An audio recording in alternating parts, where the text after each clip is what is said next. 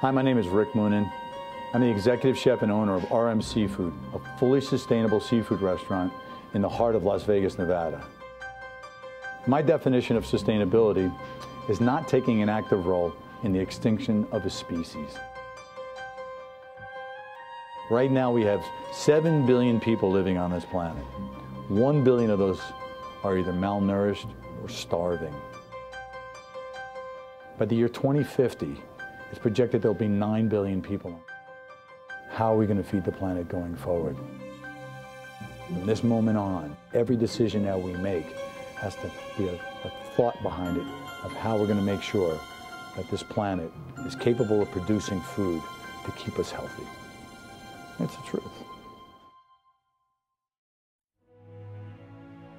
First time I saw Bristol Bay, I flew in on a small float plane. As you land in these rivers and streams, it's like one of the most unbelievable, beautiful things that you'll see in your life.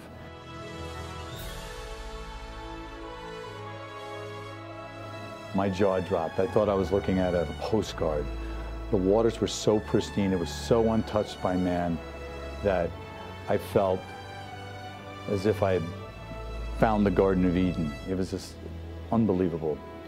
And to think that this area, naturally, on its own, man does not have a thing to do with it, produces an enormous amount of natural, delicious food to us as consumers, as humans, and also to the ecosystem. The rivers of this region provide over 50% of the world's sockeye salmon.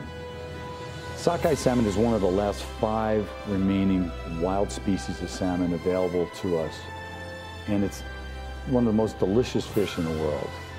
On average, 40 million salmon return to the rivers of Bristol Bay every single year. 30 million of them we get the privilege of consuming, leaving 10 million left for the following year's health and perpetuation and sustainability. Fishery experts have warned us that 75% of the world's targeted fish stocks are in distress or nearing collapse, while marine ecosystems are rapidly deteriorating. The collapse of any fishery will have a huge impact on the future health of our ecosystem. 2 foreign mining companies want to develop North America's largest open pit mine at the headwaters of the rivers that supply the salmon to us every single year.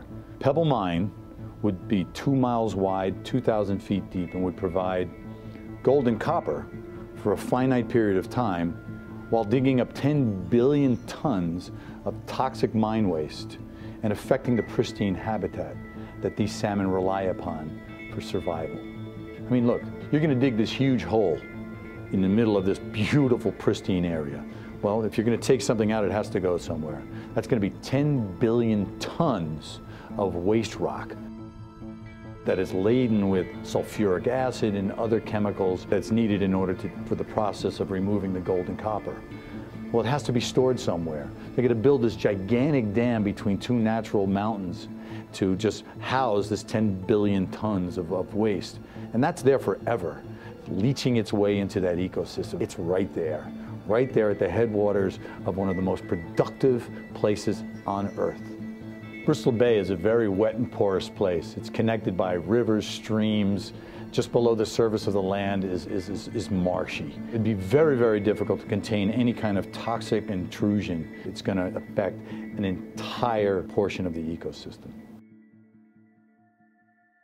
The concern of mine is that here, tucked away in a part of Alaska that very few people visit because it's so remote, comes something every single year that continuously supplies us naturally. We don't do a thing about it. We don't plant a seed. We don't till the soil. We don't do a thing.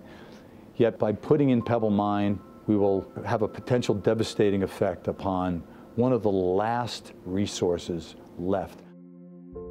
The slightest bit of offset to their ecosystem could have devastating effects. We could wipe out an entire species here. So you can just imagine that large-scale amounts of copper and sulfuric acid that will be produced from digging up a 2-mile-wide open pit could have on this ecosystem. It just doesn't make sense. I'm not necessarily saying that mining is a bad thing. I'm just saying that this is a bad place for a mine. 50 to 100 years of supplying us with gold and copper would come to an end. It would dry up. Yet this renewable resource of salmon would also come to an end, which is extremely short-sighted in a growing global population.